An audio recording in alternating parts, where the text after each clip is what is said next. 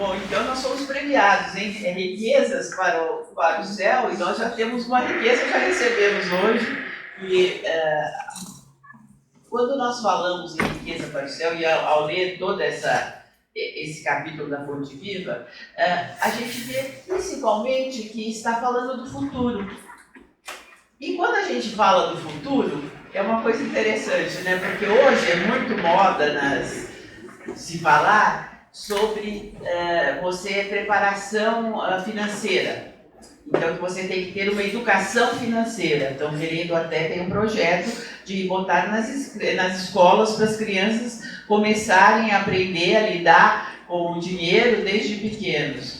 E é uma coisa difícil, porque pense em criança, quando se vê com dinheiro na mão, ela não vai pensar que amanhã ela tem que comprar feijão, arroz, ela não faz parte dela isso. Então ela tem essa disponibilidade de gastar, de fazer, então a educação financeira realmente faz isso. Da mesma maneira, nós deveríamos ter a educação para a vida futura.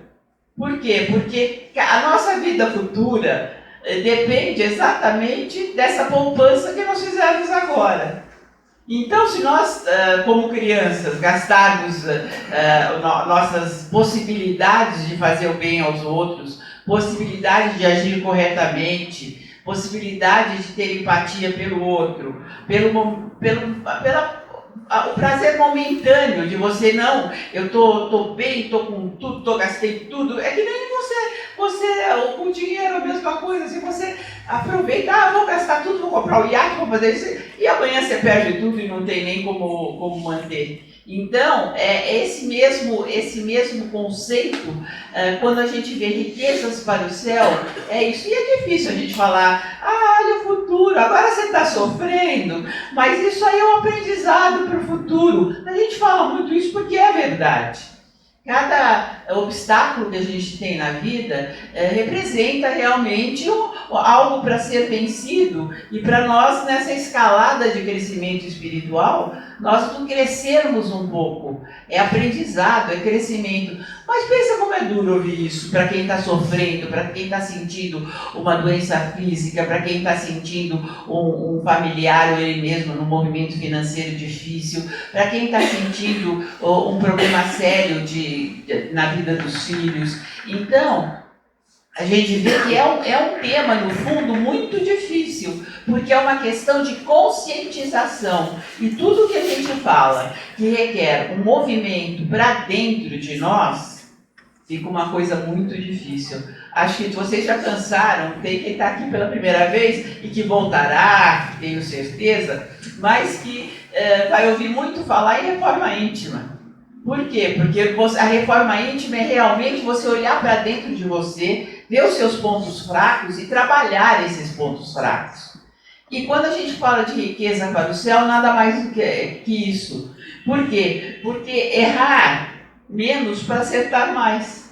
A nossa vida consiste nisso, em a gente realmente errar menos, quer dizer, aprender com os nossos erros, que eles sejam crescimento, para que no próximo obstáculo que nós tivermos, nós possamos vencê-lo com mais facilidade, porque nós vamos entender que isso é um investimento para o futuro, é a nossa poupança para o futuro.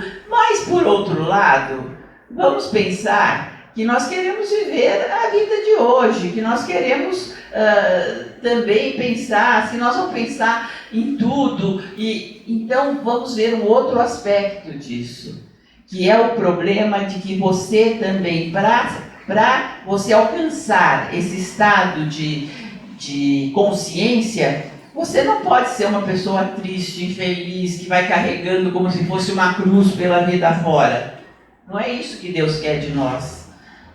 Nós nascemos para ser felizes. Então, é exatamente este equilíbrio entre você fazer boas ações, produzir boas ações para você, no futuro, ter esses créditos, e você também não fazer disso uma carga, não fazer disso um fardo, que vai fazer com que você passe a vida inteira carregando uma cruz. Coitado, Jesus já fez isso por nós, gente.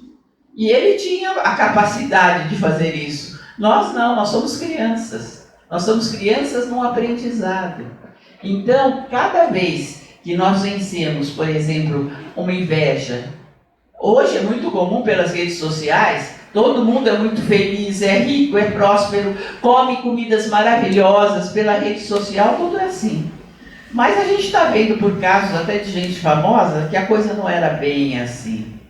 Então vamos entender que às vezes nós invejamos, nós fizemos mal para aquela pessoa? Não, ela continua a vida dela, mas nós fizemos mal para nós, no nosso caminho de crescimento, que só é válido porque nós acreditamos que não existe essa encarnação só. Porque se existisse, se nós tivéssemos esse entendimento, nós viveríamos até por tudo que a gente poderia gastar, fazer, esbanjar. Por quê? Porque nós só tínhamos essa vida, não morreu, acabou. Mas nós temos provas, nós sabemos por provas físicas, provas que Kardec amealhou de comunicação com pessoas desencarnadas. Nós vemos isso todo dia, aqui no CRE mesmo, nós vemos todo dia isso. Que existe a comunicação do plano superior, tanto o plano superior mesmo, como o inferior também, que às vezes se manifesta. Então, nós temos que, esse riqueza para o céu é nesse sentido de a continuidade do nosso espírito. Porque o corpo é mortal, mas o espírito não. Então, é importante a gente amealhar essas riquezas. Por quê? Porque nós estamos aqui num período realmente de crescimento. Nos foram dadas essas provas, nos foram dadas esses obstáculos, nos foram dados exatamente para isso, para que nós possamos começar a fazer nossa poupança, de passar por isso de uma maneira boa, de nunca nos deixar cair no desespero por causa disso. Porque, vamos pensar num pai. O pai tem prazer em dar comida estragada para o filho? Não. Nenhum pai tem. E Deus, que é o Pai Supremo, teria prazer nisso? Não, Ele está nos dando na medida da nossa possibilidade de passar por isso. Se nós temos alguma prova que nós não passamos, vamos fazer um exame de consciência. E ver que nós podíamos ter amenizado essa prova, se nós não poderíamos passar por ela assim, não digo alegremente, que ninguém vai passar alegremente por uma prova, mas veja o caso, quantas pessoas que financeiramente faliram e depois que refizeram? Por quê? Porque nunca existe a queda total. Sempre sobra alguma coisa, e é isso que sobra, esse renascimento, esse saber que sempre você tem possibilidade de se reerguer, esse recomeçar. É isso tudo que o Espiritismo traz. Por quê? Porque acreditando que o Espírito tem uma vida longa, que todo ser humano vai acabar na perfeição. Olha que coisa boa. Fala a verdade, essa notícia foi ótima, né? Não importa quantos milhões de anos, mas nós todos seremos perfeitos. Por outro lado, tem uma outra notícia boa, que é a notícia: ninguém regride. Então, isso é importantíssimo. Cada passo que você dá, você está dando para frente. Não existe dizer, essa encarnação, ele desceu lá para baixo. Não, ele já estava lá no umbral. Ele veio com a possibilidade de se melhorar. Se ele melhorou, ele deu uma subidinha, foi para uma escola, foi para um aprendizado, foi para um grupo de socorro, mas se ele não fez nada, ele continua no umbral, mas ele não vai descer mais. Então, isso também é uma coisa boa de se saber, porque apesar dos nossos erros, nós estamos sempre com a possibilidade de jogar para a próxima encarnação. Vamos jogar para a próxima encarnação. Mas não é isso eu falei, porque um dos primeiros tópicos dessa riqueza para o céu de Emmanuel, que Emmanuel fala pelo Francisco Xavier em Fonte Viva, é realmente dessa inveja. Então, dizem inveja branca, diz que não existe inveja branca, né? O que existe é você olhar uma pessoa vitoriosa e dizer, que bom, eu tenho as mesmas possibilidades que ela é um ser humano igual a mim, ela é filha de Deus igual a mim, e eu posso ter empatia por ela, que ela seja feliz, e eu tenho a possibilidade de alcançar isso também. Então isso não é, a gente chama de, não é a inveja branca, não é essa, não existe a inveja branca, dizer eu invejo, mas eu quero para mim, não é querer para você. É aceitar que a pessoa fez porque ela teve um merecimento, se não foi nessa encarnação, foi em outra, ou então, às vezes as pessoas falam, por que uns nascem com tanta riqueza e outros tão pobres? Não esqueça que tem uma fala muito importante, a quem muito é dado, muito é pedido. Então, a responsabilidade dessas pessoas que têm muitos haveres financeiros e que têm uma indústria, por exemplo, olha o número de empregados que ela tem que ver, o tipo de atendimento que ela dá para esses empregados. Existem firmas que a gente sabe que os empregados são clandestinos, que são quase como escravos. E olha o que essa pessoa está comprando para uma próxima encarnação, porque ela teve a possibilidade de ajudar essas pessoas nessa encarnação e ela não fez isso, pelo contrário, ela dizimou, às vezes, famílias inteiras. Por outro lado, tem aquela pessoa, às vezes a gente fala assim, empregado, não queira amar o seu patrão, porque se não tiver patrão não tem empregado. Então é mais ou menos isso. Olha a responsabilidade de quem tem que distribuir cargos e salários para tantas pessoas e tem que faturar e tem que fazer, porque sobre ele tem a responsabilidade de famílias que vivem daquela firma. Então, tudo é dado conforme o nosso talento. E aí a gente chega ao grande ponto. O talento, os dons. Cada um, talvez a grande verdade que a gente tem que encarar é realmente descobrir os nossos talentos. Não tem ninguém que não tenha um dom, que não tenha um talento, que não tenha uma capacidade especial para alguma coisa.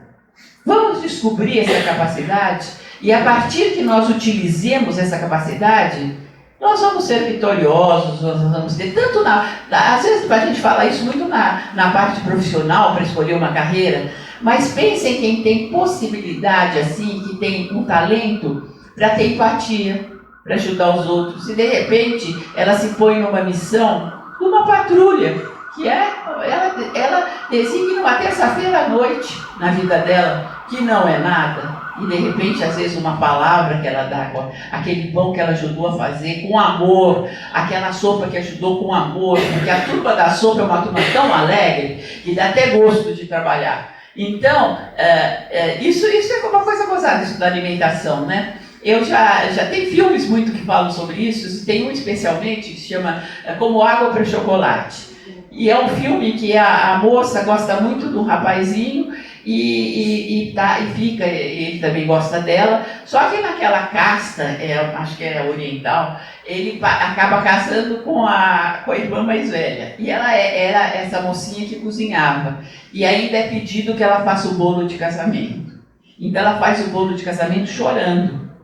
E o bolo de casamento sai amargo, sai uma coisa horrorosa. Então, a gente tem que pensar nas mínimas coisas que a gente fazer com amor. Porque é isso que nós transmitimos. Nós transmitimos através dos nossos atos o amor que nós pusemos naquilo. Pode ser no bom dia para o porteiro, pode ser no alimento que nós fazemos no prato de que nós cozinhamos, pode ser num sorriso que nós recebemos nossos filhos, nossos companheiros. Tudo isso faz parte dessa poupança. Não penso que a poupança é só coisas muito grandes. Não, eu vou criar uma ONG, eu vou aceitar, eu vou pegar 1000 crianças e dar escola para 1000 crianças.